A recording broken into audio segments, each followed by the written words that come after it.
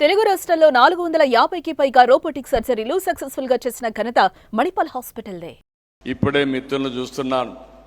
ఈ డిమాండ్ ఎప్పుడూ ఉంటుంది, చేయాలి. ఎన్టీ రామారావుకి భారతరత్న ఇవ్వడం అనేది ఆయన్ను గౌరవించడం కాదు,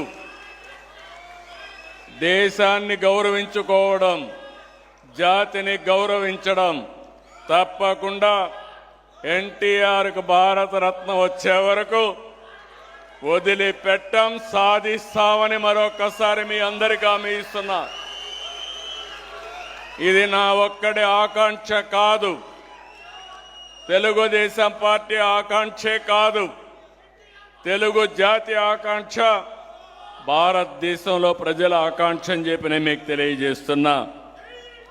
అందుకని ఈరోజు ఈ సందర్భంగా మీ అందరికీ ఒకటే విజ్ఞప్తి చేస్తున్నా, ఆ మహనీయుని బాటలో పయనిద్దాం. ఆయన స్ఫూర్తి మనలో ఉంది. ప్రపంచంలోనే తెలుగు జాతిని నెంబర్ 1గా చేసే బాధ్యత నాది. జూయిష్ కాదు, ఇంకొకరు కాదు, తెలుగు జాతి అవుతారు. భారతదేశంలో నెంబర్ 1గా ఆంధ్రప్రదేశ్ని తయారు చేసుకోవాలి.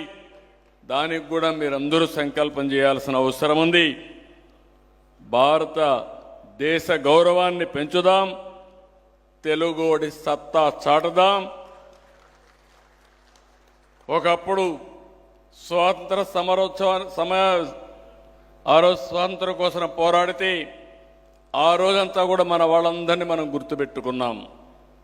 రాబోయే రోజుల్లో భారతదేశం అభివృద్ధి అయినప్పుడు ఆ అభివృద్ధిలో ప్రధానంగా మనం ఉండి దేశం గర్వించే రాష్ట్రంగా, దేశం గర్వించే జాతిగా తెలుగు జాతిని మనం తయారు చేసుకోవాల్సిన అవసరం ఉంది, భవిష్యత్తు తయారు చేసుకోవాల్సిన అవసరం ఉంది.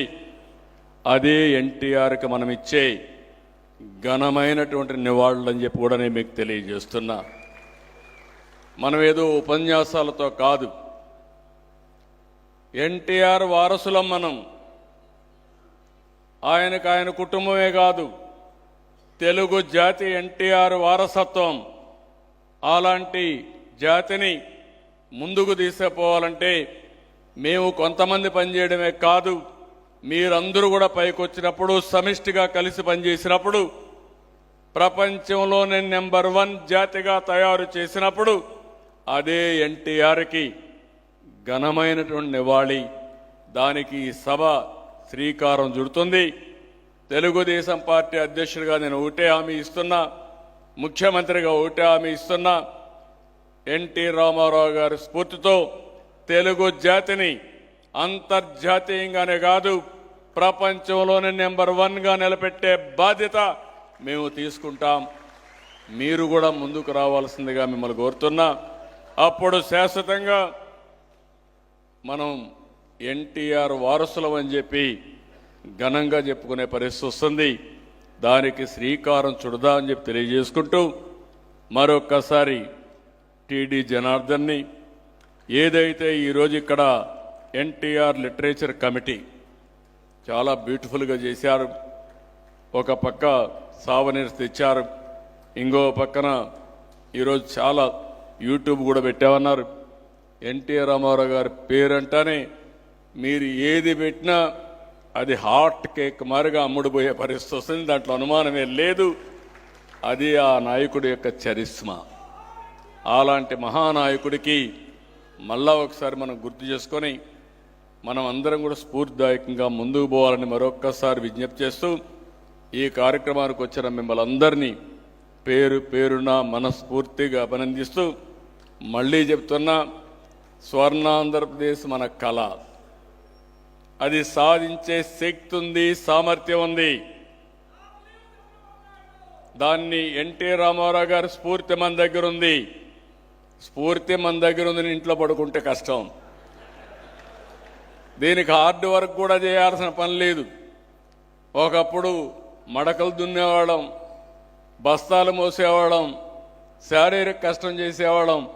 ఇప్పుడు నేను హార్డ్ వర్క్ చేయమనడం లేదు, స్మార్ట్ వర్క్ చేయమంటున్నా. ఇప్పుడు చాలా ఈజీ అయిపోయింది పని కూడా.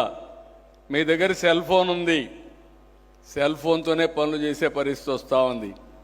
ఇంట్లో కూర్చుంటే ప్రపంచం మొత్తం పనిచేసే పరిస్థితికి వస్తున్నాం. ఇంట్లో కూర్చొని డబ్బులు సంపాదించే పరిస్థితికి వస్తున్నాం. అవన్నీ నేర్పించే బాధ్యత నాది, దాన్ని ఉపయోగించుకునే బాధ్యత మీదని అప్పుడే ఎన్టీఆర్కి మనం స్ఫూర్తిదాయకమైన నివాళులర్పించడం అవుతామని చెప్పి తెలియజేసుకుంటూ ఈ సమావేశానికి వచ్చిన మిమ్మల్ని అందరినీ పేరు పేరున అభినందిస్తూ సెలవు తీసుకుంటున్నా. సుమన్ టీవీలో మీ పర్సనల్ అండ్ బిజినెస్ ప్రమోషన్స్ కోసం కింది నెంబర్కి కాంటాక్ట్ చేయండి.